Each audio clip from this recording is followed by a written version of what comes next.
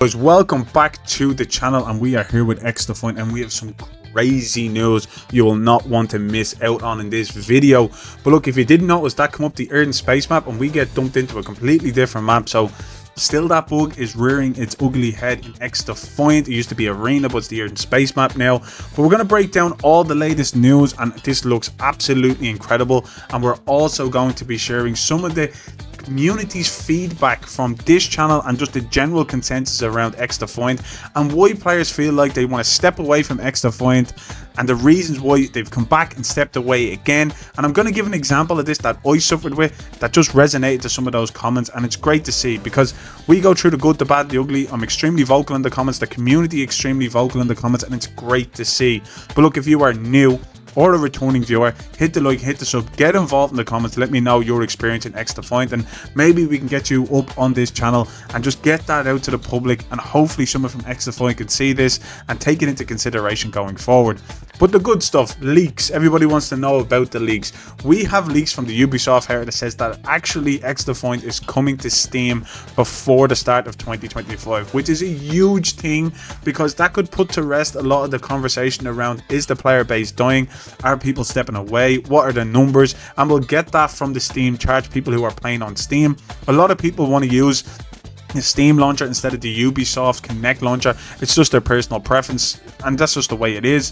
For me, I'm okay either way, but it's going to be great to see. The game will get a big bump of players, and also the main leaks. We have things like clans, nuke kill streak, reactive camos, knife and pistols, just like MW3, gunfight mode, being able to prone 20 plus modes plus 30 maps, close to 40, a new PvE mode, the list really goes on. Weapon inspection, bots only mode similar to Siege, kill cams, which we already knew is coming for season 3, C4 and season 4, and daily reward system still planned for season 3, weapon mastery challenges, badges and progression type map modes, so much, and a revamped rank system. This is so much to kind of break down to see that season 3 and season 4 are bringing.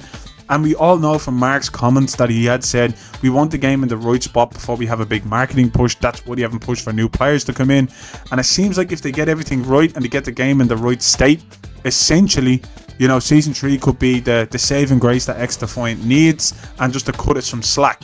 We also have things coming out saying that there's leaks going to enter for the season 3 battle pass in 2 to 3 weeks time, and then also the upcoming kind of season 3 weapons, which is the M1A, which is a rifle, HK121, the MG5, the FAMAS AR, and as we all know, that is the Assassin's Creed team. So it kind of goes hand in hand with the knives and the weapons, and it's nice to see that because I'm really excited for season 3 and I'm excited for the Assassin's Creed team. There is kind of conversations around the fact that Dead Silence might be one of the passives that come to it, or the ability, so it's going to be great. Hopefully we get to see Ezio or something like that in the store outside of the base characters that we unlock, because that would entice people to really want to buy that type of character skin if it's at a reasonable price. It should be at a reasonable price, but it's all guns ho for season 3 as all these leaks are coming out, and looks absolutely incredible on paper. It's can they pull it off and execute it. It also has this stated, which was only put up an hour ago from Ubisoft here, to say that there's some sort of reviving system, which just made me extremely curious. It's not specifically put down for what mode, but it does say that it mentions team deathmatch and search and destroy. I don't know what a reviving system should be like in Xdefiant, like if it's last stand or something like that, or maybe it's for the PvE mode that they've stated that is a leak, but I just don't think a reviving system in the current state of Xdefiant would fit in.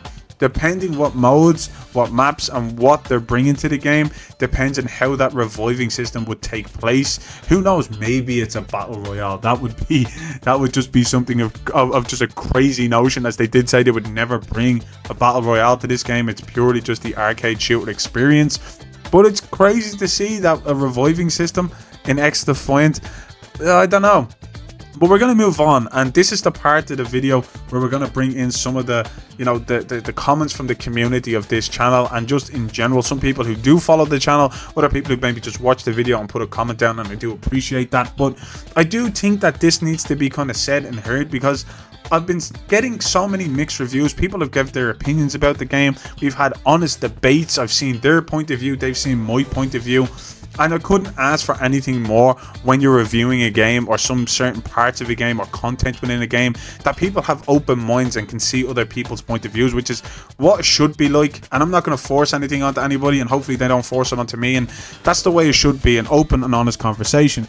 So the first one comes in is saying that I deleted it in Season 1 from official VOR, got back for Season 2, deleted again, just shut the game down. It's been a kind of general consensus when people just have bad issues with the game. And then also it goes on to Doki740 goes on to say, look, he stopped playing because it cheaters the netcode, the length of the camo grind. And then he goes on to say that, look, I hate COD because of SBMMM, but you know, it's an arcade shooter, something that he wanted to get back into. It was the last chance. And then it just seems like he agrees that the game got better, but just, you know, couldn't really keep him in there. Then other people saying that they just want the netcode and hit reg fixed, that it has been better, but it's still janky. Other people agreeing with it, and hopefully we can hold out to that patch. But I just want to give an example of what these players are probably suffering with, which is here. This is absolutely insane. I pumped half a clip in and died. Check this out in slow motion. All those hit markers still going. The amount of bullets that's been pumped into him at nearly a half a clip. This either guy is cheating, of which I don't believe he is. I think it's actually the game I'm fighting against because I killed him a few times. And then all of a sudden I'm reloading and I'm dead. If a player comes up against this, especially if you're a casual player that's only got an hour or two in the day, face this type of challenge in the game and you're battling against the game, I can honestly see why you'd want to turn the game off and just stay away from it for a while if you've experienced this.